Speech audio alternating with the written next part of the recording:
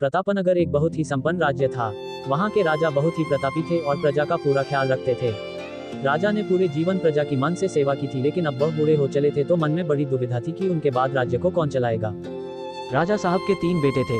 अब तीनों ने एक ही गुरु और एक ही विद्यालय से शिक्षा ली थी, लेकिन राजा ये निर्णय नहीं कर पा रहे थे कि कौन राज्य के लिए सबसे अच्छा उत्तराधिकारी है। अब राजा ने तीनों बेटों की परीक्षा लेने की सोची।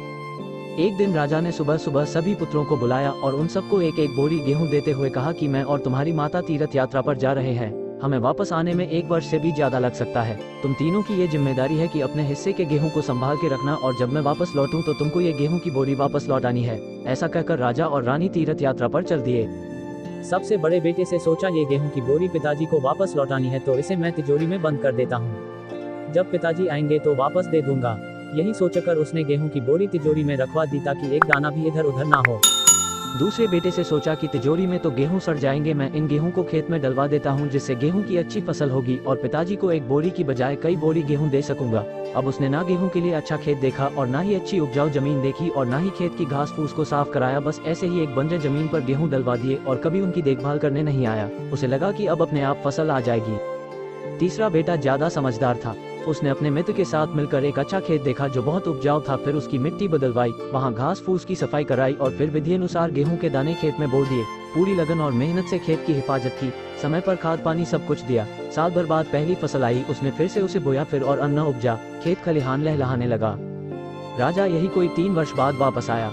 तीनों पुत्रों को देखकर बड़ी प्रसन्नता हुई, साथ ही मन में इच्छा थी ये जानने की कि बेटों ने गेहूं के साथ क्या किया। पहले पुत्र ने जैसे ही तिजोरी खोल के दिखाई, अंदर से बहुत बुरी बदबू आ रही थी। सब कुछ सड़कर राख हो चुका था। पिता ने कहा, ये अन्न है जिससे हम सबका जीवन चलता है और तुम इसकी देखभाल नहीं कर पाए, तुम क्या राज्य संभालोगे। अब दूसरा बेटा पिता को उस जगह पर ले गया जहाँ उसने गेहूं को डलवाया था। वहाँ जाकर देखा तो जंगल था, बड़ी बड़ी घास फूस खड़ी थी, गेहूं का तो नामो निशान ही नहीं था। राजा बहुत नाराज हुआ और उसे भी राज्य का उत्तराधिकारी बनाने से मना कर दिया। अब तीसरा पुत्र पिता को अपने खेतों पर ले गया। वाह, दूर से ही एक अलग खुशबू आ रही थी।